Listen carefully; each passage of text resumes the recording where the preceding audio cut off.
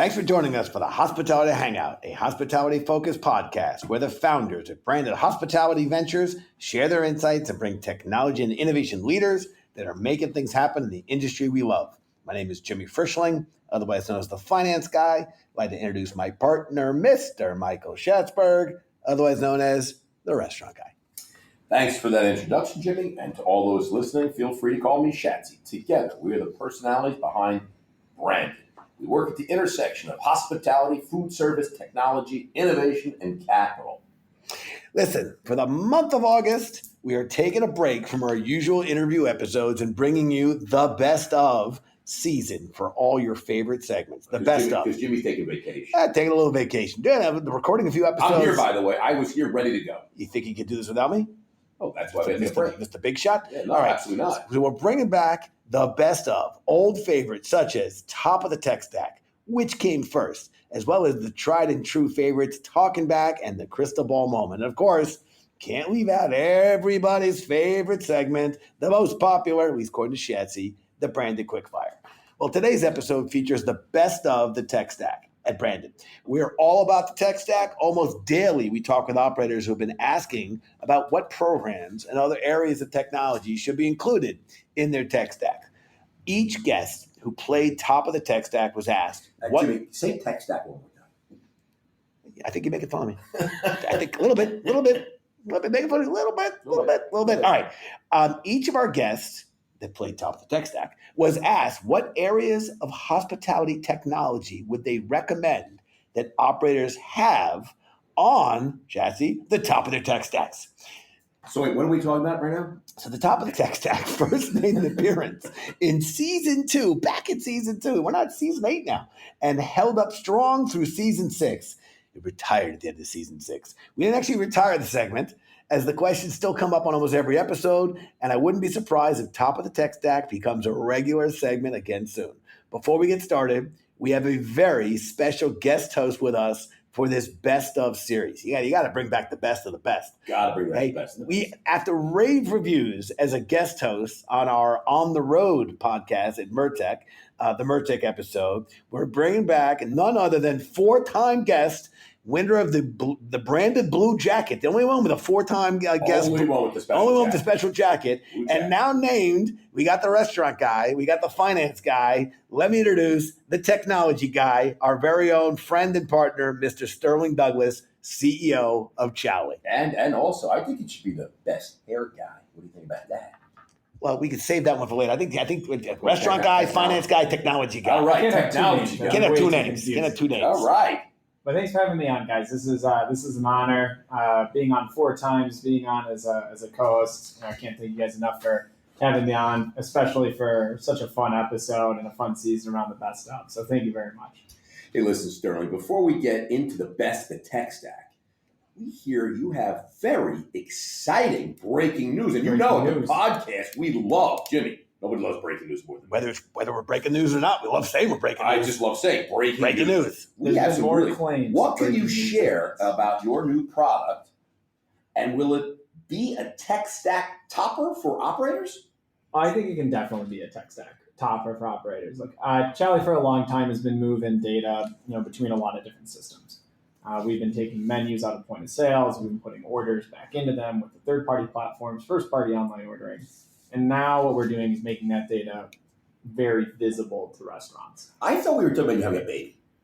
I thought that was the breaking news. Am I totally wrong about that? What would that have to do with our tech stack? Nothing, but I thought it was breaking news. I thought that was the breaking news. And now I'm confused. I'm excited to hear what this new product is, but now I'm like, I feel bad because I feel like maybe you know something I don't know. Well, Stoney's having a baby. Oh, that's amazing! and the best thing, it's a baby. It's a girl. We got a baby girl coming in December. And the name he has chosen, Shatsy Douglas. True. How about that, huh? Shatsy Douglas. Shatsy Tyler Douglas, from what I understand. No, I don't think those initials go very well. Wait, was breaking news supposed to be the baby or the reporting tool? I'm not sure. I thought it was the reporting tool. You were right. I just said, I had to live, baby. Yeah, that's the podcast. Yeah, I'm really convinced Sterling not to do that. Dear wife listening to this. And all of the baby gifts, Jimmy, and all the diaper bags, STD. You don't think it'd be awesome? Yeah, not so awesome. Yeah, not Okay. so Well, much. anyway, tell us about the Mr. Technology Guy. Please tell us about the new tech stack at Chowly, because that is not as breaking news to the baby, but it's good stuff anyway. Good stuff. Yeah, look, it's all about bringing visibility to a restaurant's business. It's been such a black box ever since third-party delivery kind of took the restaurant space by storm. Getting access to how many orders you have, when those orders are happening, how many are going to be refunded, canceled, how many are repeat orders from customers. If you're providing self-delivery, who those customers are, how you can potentially bring them closer to your brand. All data that we're going to be able to expose to our restaurant clients that they haven't had before. And we're really excited to get that into as many of our restaurant clients' hands as we can. And wait, and what's the name of this new product? This is just Chowly's new user dashboard. So I love it. Chowly User Dashboard, CUD. That is a great name. That's a great name. Very creative. They had a lot of money they had a creative agency come up with that name. Well, listen, congratulations. We are very excited. We've been on this journey with you and the team at Chowly actually since our earliest days. Investment number 2, Brandon made. And look at that. Forget number 2, Jimmy. Never forget number 2. Never forget number 2. All right, that's a joke that's going in a bad direction. Yeah, I was going to say. We're going to abandon that joke right now. All right, let's get into we got the restaurant guy, we got the technology guy, and we got some schmuck like that's talking right now. Let's get into the best ofs, okay? Looking back, it's interesting to see how many of our guests had similar questions. Top answer across the board related to off-premise and the importance of having an omni-channel delivery program. Mm-hmm. Data and analytics played a big role in the top of the tech stack, and more so, how to use it properly with a big tech topper. Customer feedback, customer engagement, sentiment, more than ever. It was an important when we started the podcast back in season 2. We were getting a lot of attention, and through season 6, lots to talk about customer feedback. What do you guys? Hey, restaurant guy, hey, tech guy. What do you think about those topics? I got to tell you something. First of all, nothing has changed. Nothing has changed. Data and analytics are still incredibly important, more so than ever before, and we don't stop hearing about it. Omni-channel delivery programs are essential, and still we don't stop talking about that. And of course, customer feedback, sentiment, engagement hasn't stopped. We're talking about it all. Hey, tech guy, you see what Chachi just did there? He literally just repeated everything I just said, and then just put his own little Jersey slang on it. Also, it sounded better. Lots of operators, of course it does. Much more. And also, I think lots of operators recommend it. So I put that in there too. I think on the data analytics, I like the word that you used, Schatzi. What I use? How to use it properly. Right. So when you talk about data analytics, everybody wants it. Everyone wants data. Data by itself is relatively worthless. It's what you're actually going to do with it. What are the use cases? So I did it right. Exactly. Very rarely do that, Jimmy. You nailed it. Data's got to do 2 things. It's either got to increase your basket size or it's got to increase customers. Right. At the end of the day, data needs to be used to increase sales. And that's where we've seen the most use cases. We are a big proponent. We always say, restaurant operators have a lot of data, but restaurant operators have no idea what to do with the data. So without the analytics and the dashboard giving you some sort of actionable feedback to do something, it really is useless. I'm going to add, I think a lot of technology companies that are here to service and provide value to restaurants, they have a lot of data, and they don't know what the hell to do with it. That's why what we did, we actually work with real data people, real data folks, data companies, because having the customer preference data is nice. Knowing what to do with it and turning that raw data into tools and into utility that can be utilized and acted upon, that's what we're talking about. All right, listen, I want to kick off the best of talking back. I'm starting off with, no disrespect to Sterling here, our tech guy might have the best blonde hair, but I'm going with the guest with the best dark hair, Mr. Alex Cantor, CEO. Best suit jacket. Fantastic. Every conference. So nice. A lot of boots, too. I noticed Alex always wearing boots. We're all clearly paying a lot of attention to Alex, and so is the market. So is the market paying attention. Alex Cantor, CEO of NextBite and Ordermark, 4th generation Cantor's Deli. Alex was the first guest to get the top of the tech stack question, and let's hear what he said. What do you think the most important right now, the number one piece of tech that an operator should be looking at in his tech stack right now? If you have to get 1 or 2 things, what is it? It's an excellent question. I think at this point, a couple of years ago, the conversation at all these restaurant conferences is delivery a friend or a foe? Mm-hmm, And should I do it or not? And now it's kind of more, how do I do it successfully? Not And if, so, it's how. yeah, it's not an option anymore for Right. any kind of restaurant. Even the highest end restaurants, Michelin restaurants, are doing takeout. Yep. And so, I think what's important is once you embrace that idea, I think the biggest advice that I can give from a technology perspective is that you should, as a restaurant, you should take an omni-channel approach and try to be on every platform that consumers are using. Even the local online ordering companies really do matter too. Yep. Like if you're a restaurant in Boulder, Colorado, believe it or not, the number one online ordering platform is Hungry Buffs.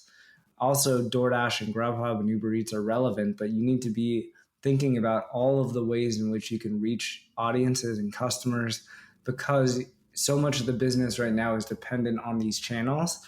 And now is the moment to really look at all of the options that are available and relevant in your zip code to reach customers outside of your four walls.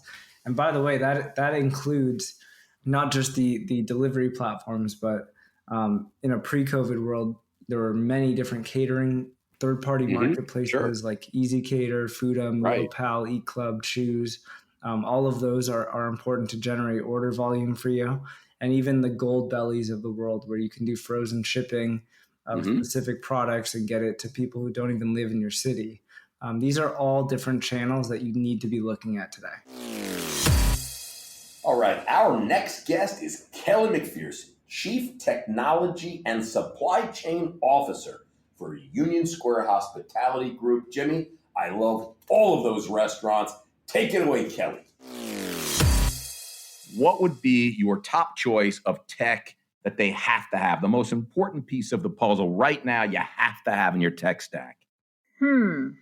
Robust analytics. Robust analytics. I mean, I think all the tools are important, but the differentiator is creating those actionable insights to really drive your decisions, right? If you're making decisions on gut, I think that's the most important one. Like making your schedule based on just the weather forecast. Exactly. Or going, last week it was like this. And then I think things are evolving and changing. Yes. Well, that's mostly what we do. We usually do last year on this day. We did this, so let's schedule that.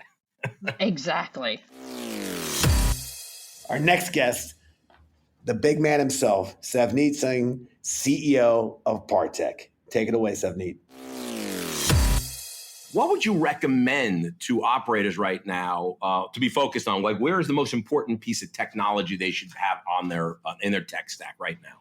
Yeah, I'll give you a perspective as opposed to a specific one, because I think every restaurant's got its own goal. But I think the perspective you as an operator have to go in is that your digital footprint is now as important as your physical footprint. Even if 95% of your store sales are people coming in, you've got to treat that digital footprint as important as your physical footprint. Because listen, if you were a retail store 15 years ago and you legged into e-commerce, you didn't win, right? You didn't give the opportunity for your organization to switch to be full e-commerce. And I worry that restaurants are trying to leg in. They're like, oh, I'll just set up Uber Eats and DoorDash and I'll be good. Yep. And they don't realize that, you might become the airline on a kayak search as opposed to being kayak, right?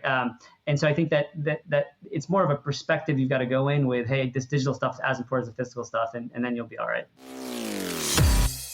Next up is our very good friend and fellow New Yorker, John Rigos, founder and co-CEO of Orify Brands. And let me tell you, Jimmy, Feels Good Chicken. I mean, the Melt Shop. I mean, great stuff. John, take it away. What would you say is the most important area to focus on right now in your tech stack, if you can give operators one piece of advice? Sure. As you guys know, you're restaurant operators. There's so many different components to, technology now within the restaurant world. Historically, we were slow to adopt technology. So there's so many things you really should be considering to run your restaurant more efficiently. I think the thing that's on most people's minds today, though, is, how do you really position to be successful in the off-premises world? Again, consumers are going to be relying more and more on delivery. I think the pandemic has accelerated the adoption of ordering in. And the current cost structure can be prohibitive to a lot of people. So, how you really work on your online, your digital presence is a big deal. So you could, one, take advantage of all the sales that are going through those channels, but two, also making sure that they're as profitable as possible for you as a restaurant. Our next guest is our friend and partner, Mr. Solomon Choi, founder and CEO of 16 Handles. What areas of hospitality technology do you recommend? It's the top of the stack. It's the most important, and obviously, don't say point of sale system. Well, the point of sale system is important, right? It's kind of the mothership that drives everything. And don't say point of sale system. Sure. So outside of that, outside of the POS, yes, right? Yes. I would also tend to agree with what Jimmy said. I do think that being able to capture guest sentiment and then be able to take Jimmy wins again. Damn it! To be able to take actionable steps. I'll give you an example. We're talking to one vendor who really kind of disrupts the old school mystery shop program, right? Which all of us are very familiar with, where we get very few data points. And while you can get some rich data from a traditional mystery shop, nothing wrong with that.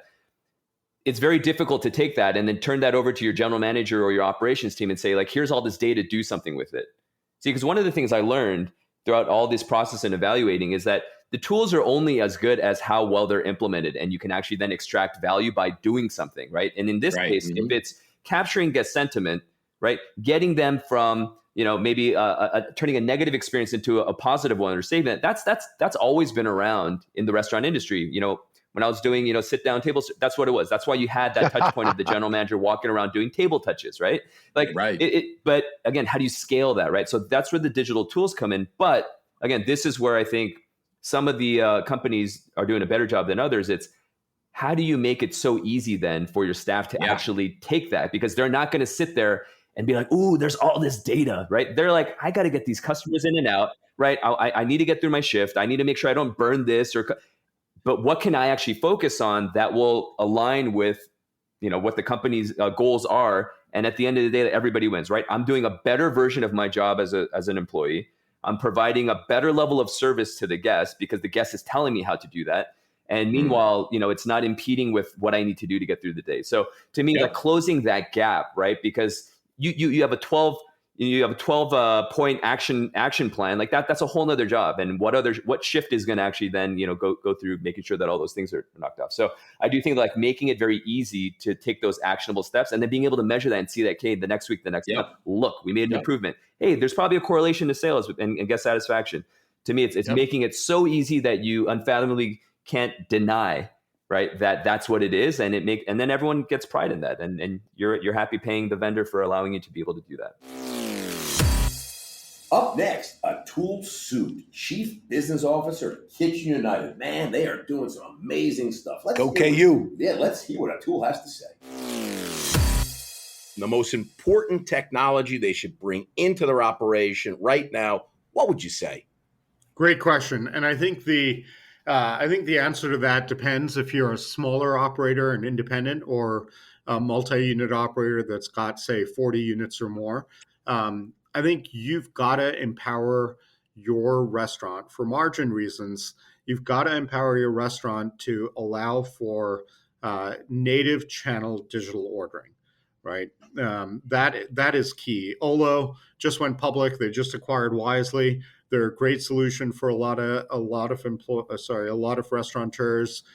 Chow Now is great as well. They just hired their first CFO. That's probably telling. But you got to do that. You got to do that. Protect your margins and make native channel ordering a reality for your consumer base. Next up, Giancarlo Fiorancio, formerly CTO at HHC at the time of the recording, and now a principal consultant at RHR Advisors. What is the most important tech if they can have one technology right now that they must have in their business, in the restaurant or hotel, whatever? What would it be? What do you say you've got to have? Yeah, I would say right now it feels like you, and certainly this has been true, but I think it's a different level right now. But your ordering, your online ordering, mobile ordering solutions have to be dialed in at this point. I mean, I think during the pandemic, obviously a lot of people adopted and used them, but as my own experience as a consumer, they were all over the place. Some were really great, some were really bad. But now's the opportunity to really dial that in, because I think the percentage of revenue from off premise will not certainly always be at the levels that they were during the pandemic, but I think there'll be a larger share of what restaurateurs do going forward. So I think having that dialed in is super important. But I can't say that without also recommending that it's also the right time to be looking at back of house and really getting your costs in line. And using great inventory and purchasing solutions, because as we all know, right, doing online ordering, mobile ahead, and delivery and third party, you're really talking about sometimes reducing some of your margin because of these services. So getting financially in order, I'm sure Jimmy can appreciate this, the finance guy, having your financial house in order really, and getting your costs under control is going to allow you to be a little bit more forgiving on anything that you may or may not have to give up on the front end. Closing out the top of the tech stack is our very good friend, Jeff Alexander, President and CEO of WowBow. And let me tell you, Jimmy, they are crushing it. Crushing it. Way to go, Jeff. Anything out there that an operator has to have in their tech stack, what is it? What do they have to have right now? It's a real open question because there's so much in technology and we're so reliant on it in so many ways. And I listened to some of your podcasts before coming on here because I did my homework too on you guys. I thought one thing that you said, Schatz, earlier was, the phone is the new POS. And I think that is probably the most true statement for the restaurant industry to date. But in the world we're living in, with delivery getting bigger and bigger and people wanting convenience, especially in your comment about the POS being on your phone, you have to have integration to your POS. You have to have third-party integration because it takes, it relieves so much pressure from the staff, from the kitchen, and puts ownership on the consumer. You have to have some kind of loyalty or retention marketing. I think that's really important. Yep. You got to continue every day to work with SEO search and keywords, right? You got to stay front of mind. All right, I'm closing it out for this best of. I want to thank our friend, Mr. Sterling Douglas, the technology guy, for being an excellent co-host and sharing your insights. I think I can speak for Schatz, and that we're so excited about the new rollout. Jimmy, you could speak for probably everybody. He does all the time. He could. The entire world. I do it quite a bit. Yeah, I speak so good. Yeah, good. We can't wait to see. It's good. We can't wait to see the rollout. We can't say how it's used with customers. And since we did break some personal news on the show as well, congrats on the birth of your daughter. To our listeners, I want to thank you so much for tuning in. We know there are literally hundreds of thousands of podcasts out there, and we love that you choose to hang out with us. We hope you enjoyed this best of edition or episode, and we hope you can tune into them all. If you haven't done so already, please subscribe to our podcast so you don't miss out on any of the exciting guests we have coming up in the future. Better yet, invite a friend to hang out with us the next time. So until then, you got Jimmy Frischling, your finance guy, and we're going to pass it around the horn. First to Shatsy. Hey, thanks, Jimbo. And to all listening, Restaurant Guy, a.k.a. Shatsy, signing off. Cheers, everybody. Technology guy, close it out. Hey, Sterling Douglas, technology guy, thanks for joining. Cheers, everybody.